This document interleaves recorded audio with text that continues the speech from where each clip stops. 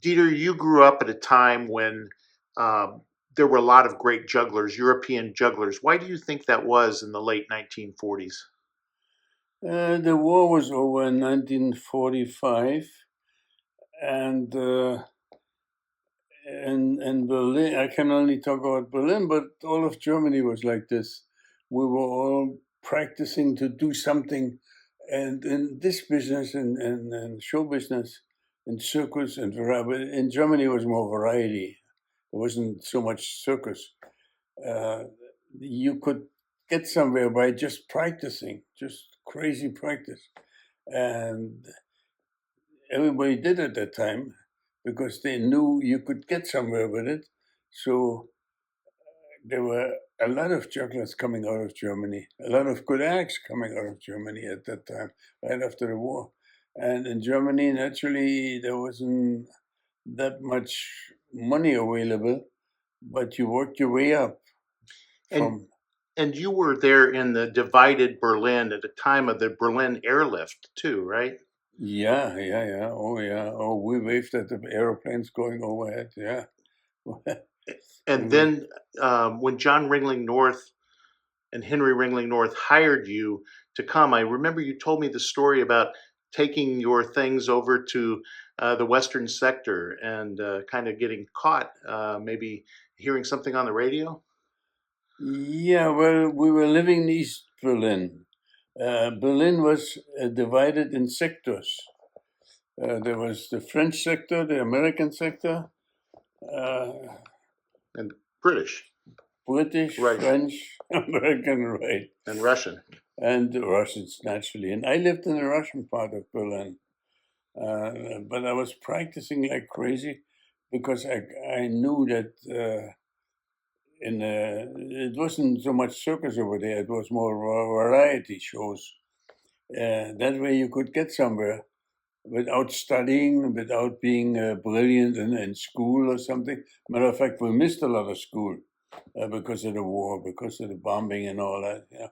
Our school never had enough coal to heat it, so we were sitting there with winter coats on and uh, handkerchiefs, and everything was.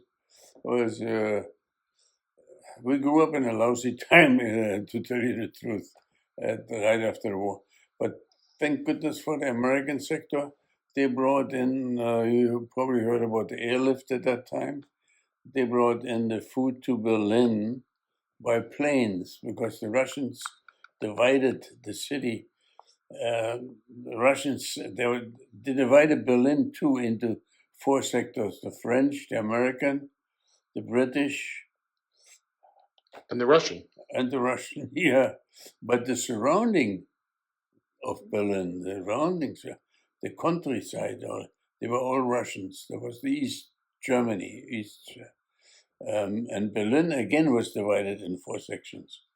So, and we played all the American clubs, the Russian clubs, the French clubs, as an act, as a variety act. We played them all. And at that time, I worked in a couple of circuses in Berlin with Circus Ballet and then another one, Circus Eros. Uh, we That's where I grew up. That's where our schooling was, so to speak. And hopefully it paid for itself because at one time Ringling himself, Ringling North, and Henry Ringling North, they visited Germany looking for acts for their show, and they saw me at the Friedrichstadt Palast, which is Palast in Berlin, a variety show. They saw my act and they hired me for that. But it was in the east zone of Berlin. So they didn't want to stay there very long. They just left a business card and left again. And hopefully, I didn't even think that would work out because the guy says, hopefully, we want you to come to America eventually. But right now, we just want you to come to outside of East Berlin to West Germany and Sweden and Denmark and those countries.